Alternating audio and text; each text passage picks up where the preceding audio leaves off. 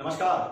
Contract की अपनी lecture series में मैं डॉक्टर अमिताभ सिंह आज कॉन्ट्रैक्ट ऑफ गारंटी के साथ आपके सामने उपस्थित हूं। गारंटी के इस पूरे कॉन्ट्रैक्ट को मैंने तीन लेक्चर्स में डिवाइड किया है। पहला पोर्शन लेकर आज उपस्थित हूं जहां ये देखेंगे कि आखिर डेफिनेशन क्या है कॉन्ट्रैक्ट ऑफ गारंटी की, एसेंशियल्स क्या है कॉन्ट्रैक्ट ऑफ गारंटी के, इसके साथ ही इंग्लिश लॉ और इंडियन लॉ में क्या डिफरेंसेस हैं, साथ ही कॉन्ट्रैक्ट ऑफ गारंटी और कॉन्ट्रैक्ट ऑफ इंडेमनिटी जिसे पिछले लेक्चर में देखा है, दोनों में अंतर क्या क्या है, क्या डिफरेंसेस हैं।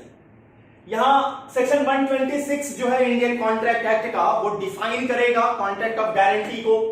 फिर इसके बाद जब आप एसेंशियल्स में आएंगे तो पहला एसेंशियल्स ओरल और राइटिंग की बात आएगी। इसे आप ओरली भी कर सकते हैं, राइटिंग भी कर सकते हैं। लेकिन जब इंग्लैंड में देखेंगे तो इंग्लैंड में केवल contract of guarantee in writing होगी और श्योरिटी जो कि चार्ज बियर कर रहा है, लायबिलिटी बियर कर रहा है, उसकी सिग्नेचर से ही हो सकती है। नंबर नेक्स्ट देखेंगे, there must be a principal debt.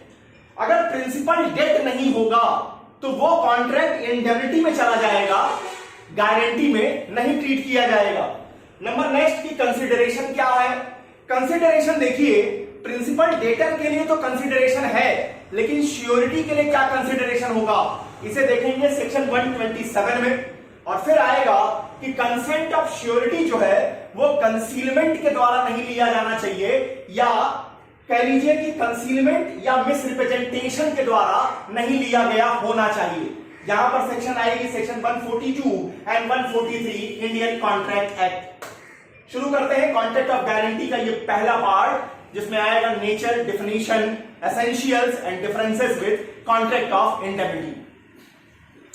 अगर आप सेक्शन 126 को पढ़िए तो सेक्शन 126 कहता है a contract of guarantee is a contract to perform the promise or discharge the liability of a third person in case of his default. फिर से जरा देखिए, यहां पर ये थर्ड पर्सन की बात आ रही है। A contract of guarantee is a contract to perform the promise or discharge the liability of a third person in case of his default. By the definition, by the section number 126, it is quite clear that in the case of contract of guarantee, there must be three parties. यहां पर तीन पक्षकार होंगे। अभी तक आप contract में देखते रहे हैं कि चाहे आप कोई भी कॉन्ट्रैक्ट आपने उठाया, वहां पर केवल दो पार्टीज होते थे। एक प्रोमिसर हुआ करता था, दूसरा प्रोमिसी हुआ करता था। प्रोमिसर के पास ड्यूटी होती थी, प्रोमिसी के पास राइट्स होते थे। लेकिन कॉन्ट्रैक्ट ऑफ गारंटी तीन पक्षकारों की बात कर रहा है, थ्री पार्टीज की बात कर रहा है। कौन कौन से, अब इसे एक एग्जांपल से समझिए। ए ने बी से 10,000 रुपए उधार लिए हैं। ओ कर रहा है 10,000 रुपीज बी से। अब यहां पर देखिए, अब यहां पर सी जो है, सी गारंटी कर रहा है। सी गारंटी दे रहा है किस बात की, कि ए पैसा वापस करेगा। अब अगर इस कॉन्ट्रैक्ट को आप देखेंगे तो इस कॉन्ट्रैक्ट को हम कॉन्ट्रैक्ट ऑफ गारंटी कहते हैं। अब यहां देखिए रिश्ते कौन कौन है। जो आदमी उधार ले रहा है या लायबिलिटी बियर कर रहा है प्राइमरी, उसे हम क्या कहेंगे, प्रिंसिपल डेटर। इसे आप कहेंगे प्रिंसिपल डेटर। जो व्यक्ति पैसा दे रहा है, जिसको राइट मिलना है, उसे क्या कहा जाएगा, उसे कहेंगे क्रेडिटर। और जो व्यक्ति बेगानी शादी में अब्दुल्ला दीवाना बन रहा है, मतलब गारंटी दे रहा है, उसे क्या कहेंगे, श्योरिटी। अब यहां पर देखिए कितनी पार्टीज हो गई, यहां पर हो गई तीन पार्टीज। ये तीन पार्टीज का कॉन्ट्रैक्ट है। अब इसको ऐसा समझिए कि यहां केवल तीन पार्टीज नहीं है, यहां तीन कॉन्ट्रैक्ट है। कैसे, पहला कॉन्ट्रैक्ट देखिए किसके किसके बीच में है। पहला कॉन्ट्रैक्ट जो है वो क्रेडिटर और प्रिंसिपल डेटर के बीच में है। क्यों, क्योंकि प्राइमरी रिस्पॉन्सिबिलिटी किसकी है, प्राइमरी रिस्पॉन्सिबिलिटी प्रिंसिपल डेटर की है। गारंटी में श्योरिटी क्या कह रहा है, श्योरिटी कह रहा है मैं जिम्मेदारी लूंगा। कब, जब ये अपनी जिम्मेदारी नहीं निभा पाएंगे। आप इन्हें 10,000 रुपए दे दीजिए, अगर ये नहीं चुका पाते मैं चुका दूंगा। इसका क्या मतलब है, प्राइमरी जो रिस्पॉन्सिबिलिटी है, प्राइमरी जो रिलेशनशिप है, वो किसके किसके बीच में है? प्रिंसिपल डेटर और क्रेडिटर के बीच में है। और अब एक रिश्ता, एक संबंध या एक कॉन्ट्रैक्ट बन गया प्रिंसिपल डेटर के और क्रेडिटर के बीच में। अब दूसरा रिश्ता क्या है? दूसरा रिश्ता देखिए आएगा कि अगर प्रिंसिपल डेटर फेल कर जाए तो दूसरा कॉन्ट्रैक्ट बनेगा श्योरिटी और क्रेडिटर के बीच में, श्योरिटी और क्रेडिटर के बीच में। अब अगर ये फेल कर गए, 10,000 रुपए नहीं दे पाए, तो वो पैसा किससे मांग सकेगा? क्रेडिटर, श्योरिटी से डिमांड नहीं कर सकेगा। अब आइए नंबर थर्ड, एक तीसरा रिश्ता भी बनता है यहां पर, जो बनता है प्रिंसिपल डेटर और श्योरिटी के बीच में। ये एक तीसरा कॉन्ट्रैक्ट है। अब ये कब बनेगा? इसे समझिए कि मान लीजिए प्रिंसिपल डेटर अपनी जिम्मेदारी नहीं निभा पाए, अपनी ड्यूटी नहीं परफॉर्म कर पाए। क्रेडिटर ने सी से कहा कि आपने गारंटी ली है, आप मेरे पैसे दीजिए। अब गारंटर श्योरिटी क्या है? वो अपनी जिम्मेदारी निभा रहा है, बी को 10,000 रुपए दे दे रहा है। अब होगा क्या? अब यहां पर बी की जगह सी आके खड़ा हो जाएगा। मतलब there is a concept of subrogation. Subrogation का क्या मतलब होता है? When one party replaces other party. जब एक पार्टी दूसरे पार्टी की जगह ले लेती है तो उसे हम सबरोगेशन कहते हैं। और इसे हम आपको समझाएंगे जब तीसरा पार्ट आएगा, राइट्स ऑफ श्योरिटी किसे कहेंगे। लेकिन यहां समझिए स्टार्टिंग में कि in the contract of guarantee it is a combination of 3 several contracts. यहां पर 3 अलग अलग कॉन्ट्रैक्ट्स का एक मिक्सचर है, एक कह लीजिए कि सॉल्यूशन बनता है। और यहां पर क्या क्या आएगा? पहला रिश्ता है क्रेडिटर और प्रिंसिपल डेटर के रूप में। पहली जिम्मेदारी किसकी बनेगी? प्राइमरी रिस्पॉन्सिबिलिटी प्रिंसिपल डेटर की होगी, सेकेंडरी रिस्पॉन्सिबिलिटी क्रेडिटर की होगी। जब क्रेडिटर अपनी जिम्मेदारी निभाएगा तो वो स्थान ग्रहण कर लेगा, सबरोगेट कर देगा किसको? वो जाके खड़ा हो जाएगा क्रेडिटर की जगह। अब यहां पर रिश्ता किसके किसके बीच में आएगा? प्रिंसिपल डेटर और श्योरिटी के बीच में। इसका मतलब कि जब हम सबरोगेशन की बात कर रहे हैं तो श्योरिटी जो है वो प्रिंसिपल डेटर से कंपनसेशन डिमांड कर सकता है, अपने आप को कहेगा कि मैंने लायबिलिटी चुकाई है, अब आप मुझे रिकंपनसेट कीजिए, मेरे पैसे आप दीजिए, मेरी लायबिलिटी जो मैंने वहन की उसकी जिम्मेदारी अब आप लीजिए। तो सेक्शन 126 जब आप देखते हैं तो कहता है contract of guarantee is a contract to perform the promise or discharge the liability of a third person. यहां थर्ड पर्सन कौन है? Principal debtor. थर्ड पर्सन किसको कह रहे हैं? Principal debtor. In case of his default, अगर ये नहीं चुकाया मैं चुका दूंगा, अगर ये सामान आप जो इसे दे रहे हैं ये पैसा नहीं देता मैं दे दूंगा। तो शुरुआत में मैं नहीं दे दूंगा, पहले आप उससे मांगिए, जब वो नहीं दे पाएगा तो ही आप श्योरिटी मतलब उससे इस चीज को ले सकते हैं।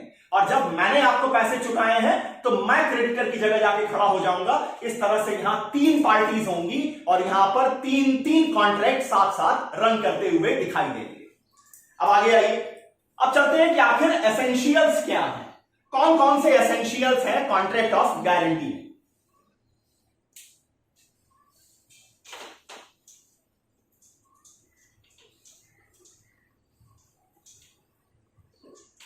कॉन्ट्रैक्ट ऑफ गारंटी के जब एसेंशियल्स की बात करें तो सबसे पहले यहां देखिए 4 एसेंशियल्स आए हैं।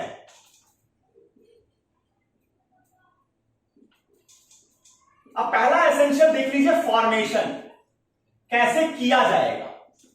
अब कैसे किए जाए को लेकर के इंग्लैंड और भारत में थोड़ा अंतर है।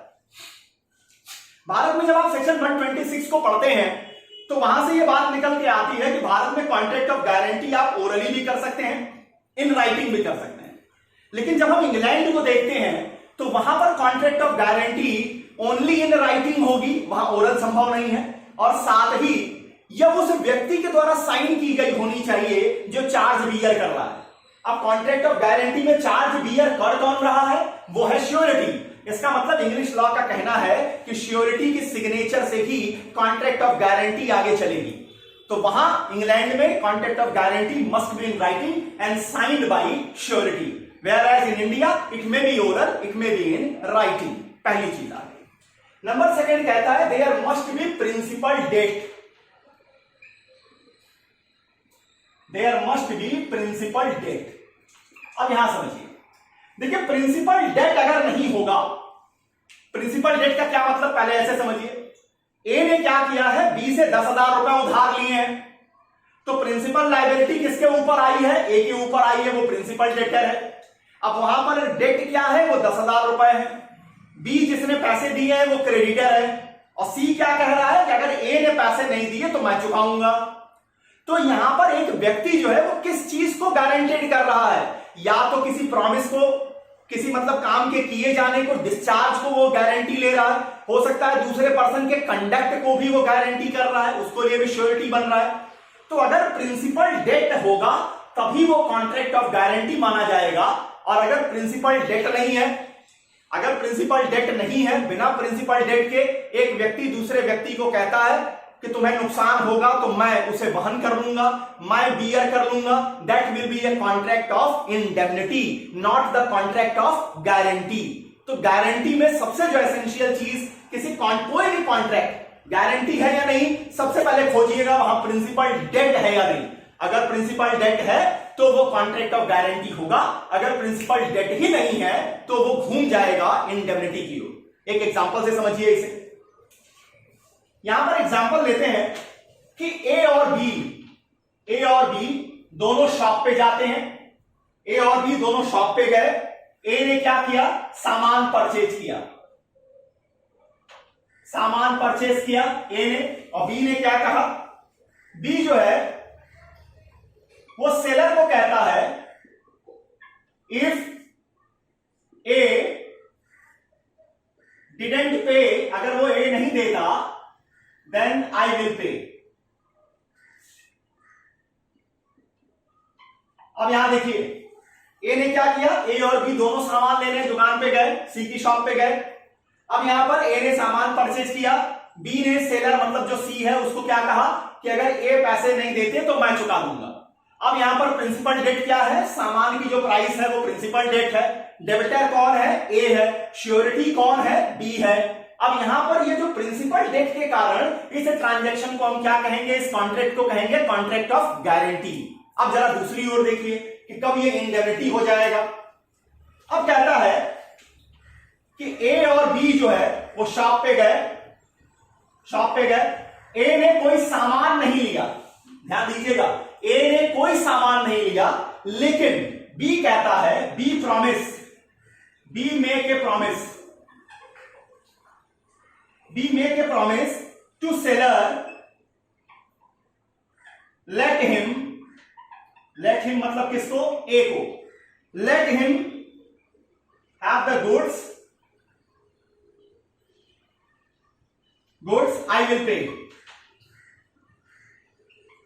अब यहां देखिए, यहां कोई प्रिंसिपल डेट नहीं है। बी क्या कह रहा है? बी कह रहा है कि इसको सामान अगर ये मांगते हैं दे दीजिएगा, मैं क्या करूंगा? मैं पे कर दूंगा। वहां उन्होंने ये नहीं कहा कि अगर ये नहीं पे करेंगे तो मैं दूंगा। उन्होंने कहा जैसे पिता के साथ बेटा गया, पिता ने कहा कि अगर ये सामान मांगता है दे दीजिएगा, मैं पैसे दे दूंगा। अब यहां पर ये क्या कह रहे हैं? ये इंडेमनिटी की बात कर रहे हैं, ना कि ये कॉन्ट्रैक्ट ऑफ गारंटी की बात कर रहे हैं। अब आइए नंबर थर्ड है, वो है कंसिडरेशन। अब जरा सा देखिए, कंसिडरेशन को लेकर के विवाद होता है। क्या विवाद है इसको समझिए।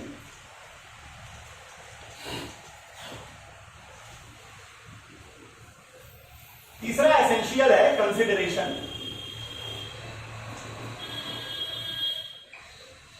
अब यहां देखिए, ये ट्रायंगल, कॉन्ट्रैक्ट ऑफ गारंटी का क्या मतलब है? ये ट्रायंगल का रिश्ता है। यहां पर श्योरिटी होता है, यहां पर प्रिंसिपल डेटर होते हैं, और यहां पर क्रेडिटर होता है। अब समझिए,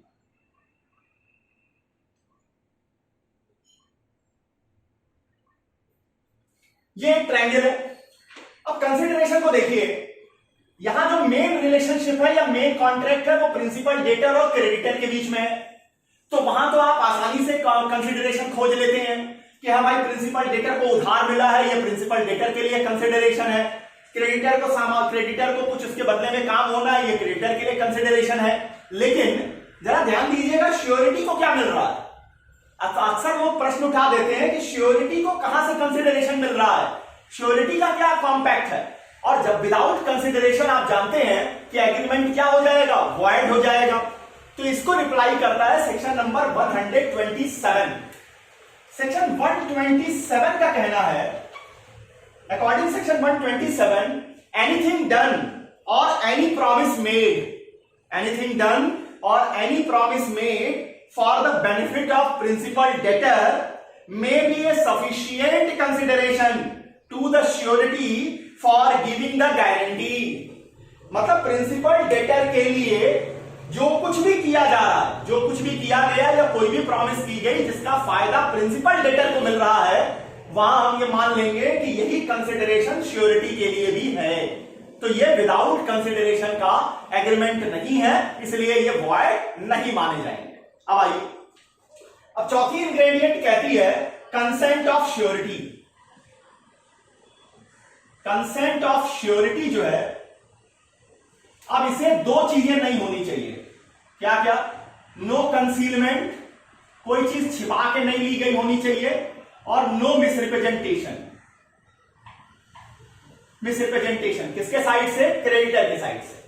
अब यहां पर आ जाएंगे सेक्शन नंबर 142 और 143 इंडियन कॉन्ट्रैक्ट एक्ट आएगा। 142 क्या कहता है?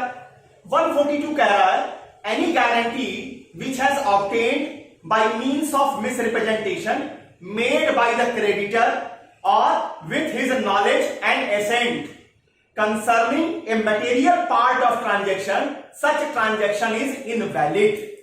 मतलब अगर कोई मिसरिप्रेजेंटेशन एक्टिव या पैसिव तरीके से, दोनों तरीके से, एक्टिव तरीके से और पैसिव तरीका क्या है, जहां उसकी नॉलेज और एसेंट है, अगर किसके साइड से दी जा रही है? क्रेडिटर के साइड से दी जा रही है। किसको? श्योरिटी को। और उसके साथ ये देते मिसरिप्रेजेंटेशन के कारण श्योरिटी जो है वो श्योरिटी बनता है, तो हम ऐसे कॉन्ट्रैक्ट को हम क्या कहेंगे? इस तरीके का जो कॉन्ट्रैक्ट ऑफ गारंटी होगा वो इनवैलिड माना जाएगा। तो मतलब क्रेडिटर के साइड से पॉजिटिव या निगेटिव, एक्टिव या पैसिव किसी भी तरीके का मिसरिप्रेजेंटेशन नहीं होना चाहिए। अब आइए कंसीलमेंट। कंसीलमेंट का मतलब है जब जो मटेरियल कंटेंट है वो उस कॉन्ट्रैक्ट का, उसके बारे में क्रेडिटर चुप हो जाता है। अब यहां पर भी एक्टिवली शांत रहता है या नेग्लिजेंस कॉनाइवेंस कर देता है, दोनों सर्कमस्टांसेस में यह माना जाएगा कि कॉन्ट्रैक्ट इनवैलिड हो जाएगा। 143 क्या कह रहा है? Any guarantee which the creditor has obtained by means of keeping silence, चुप हो गए एकदम, keeping silence as to the material circumstance, such a transaction is invalid। अब अगर आप एकदम शांत हुए तो वहां भी ट्रांजैक्शन इनवैलिड हो जाएगी। एक एग्जांपल देख लीजिए। ए ने बी को अपने यहां इंप्लॉय के रूप में अपॉइंट किया। ए के पास बहुत बड़ी प्रॉपर्टी है जिसका किराया उठाने के लिए उसने बी को इंप्लॉय के रूप में रखा। बी क्या करता है? पैसों में हेरफेर कर देता है। अब ए को जब ये पता चल जाता है तो वो बी को बुलाता है और कहता है अगर तुम्हें नौकरी पे बने रहना है तो किसी एक व्यक्ति को गारंटर बना के ले आओ। अब सी को बी जो है वो पटा के ले आता है कि आप मेरे लिए गारंटर बन जाओ। सी ए के यहां आता है। ए जो है बी के पहले के बिहेवियर के बारे में कुछ नहीं कहता, बिल्कुल चुप रहता है। और बी बेचारा, अब ए जो है वो क्या करता है? बिल्कुल चुप रहता है। और सी जो है वो बेचारा श्योरिटी के रूप में जिम्मेदारी वहन कर लेता है। अब यहां पर सेक्शन 143 लग जाएगा और वहां श्योरिटी जो होगा वो साफ, वो बच जाएंगे बिल्कुल। यहां उनके द्वारा ये जो ट्रांजैक्शन किया जा रहा होगा कॉन्ट्रैक्ट ऑफ गारंटी, ये इनवैलिड हो जाएगी। अब आइए, अब आते हैं कि डिफरेंसेस क्या है कॉन्ट्रैक्ट ऑफ गारंटी और contract of indemnity. Differences between contract of guarantee and contract of indemnity।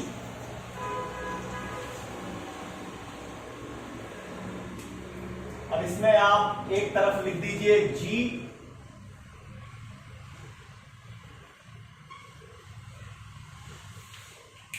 एक मिनट, इस तरह से न बना के इसको ऐसे लिखिए, पॉइंट वाइज लिख देते हैं डिफरेंसेस हैं क्या।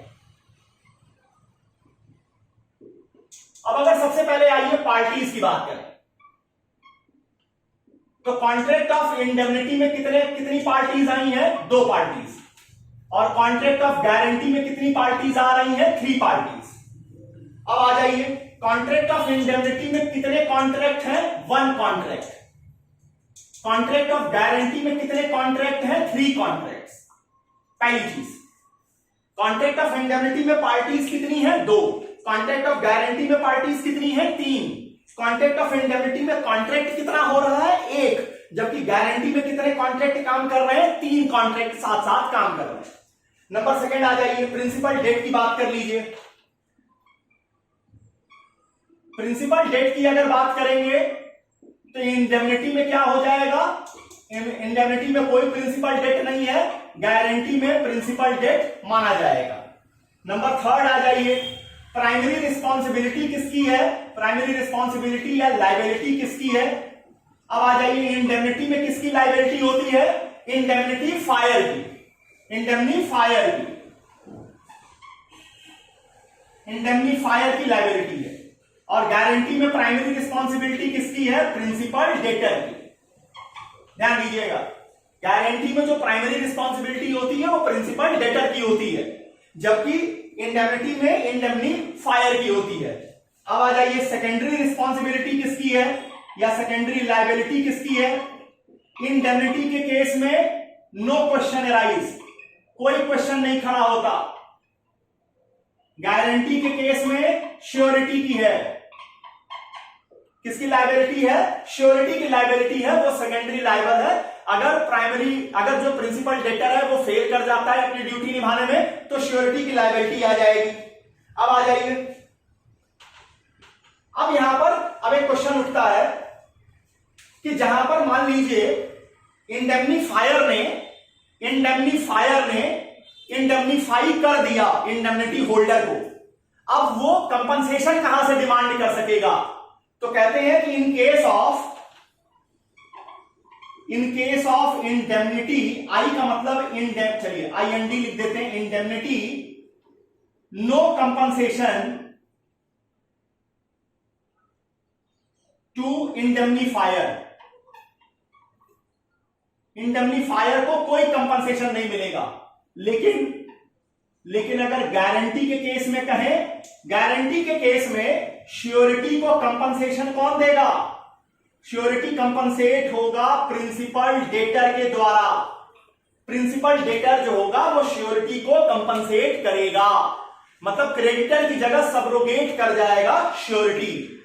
अच्छा, अब इसके बाद एक और अंतर समझिए, वो अंतर आपका भारत और इंग्लैंड में है कि कॉन्ट्रैक्ट ऑफ गारंटी को जब आप देखते हैं तो भारत में ओरल भी हो सकता है, इन राइटिंग भी हो सकता है, जबकि इंग्लैंड में केवल इन राइटिंग होगा और साइंड बाई श्योरिटी होना चाहिए। अगर कॉन्ट्रैक्ट ऑफ इंडेमनिटी की बात कीजिए तो इंग्लैंड में और भारत में दोनों ही जगह ये ओरल भी हो सकती है और इन राइटिंग भी हो सकती है।